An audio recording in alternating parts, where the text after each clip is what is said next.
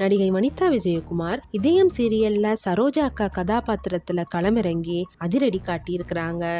தமிழ் சினிமாவில் சினிமா பின்புலத்திலிருந்து வந்தவங்க தான் நடிகை வனிதா. நட்சத்திர ஜோடியான விஜயகுமார் அதோட மஞ்சுளாவுக்கு பிறந்தவங்க தான் வனிதா. நடிகர் விஜயகுமாரோட 2வது மனைவி மஞ்சுளா. முதல் மனைவி முத்துக்கண்ணுக்கு பிறந்தவங்க தான் கவிதா, அனிதா, அதோட அருண் விஜய். முதல் மனைவியோட சம்மதத்தோட நடிகை மஞ்சுளாவை மறுமணம் செஞ்சுக்கிட்டாரு. இவருக்கு பிறந்தவங்க தான் வனிதா, பிரீதா, ஸ்ரீதேவி 3 பேரும்.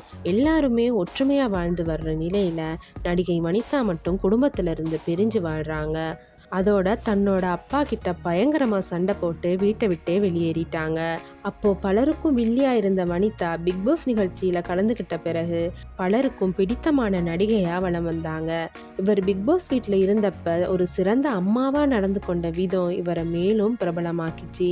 சமீபத்துல தானே இயக்கி வெளியான படம் மிஸ்ஸஸ் அண்ட் மிஸ்டர் திரைப்படத்துல தன்னோட முன்னாள் காதலர் ரொபர்ட்டோட நடிச்சிருந்தாங்க.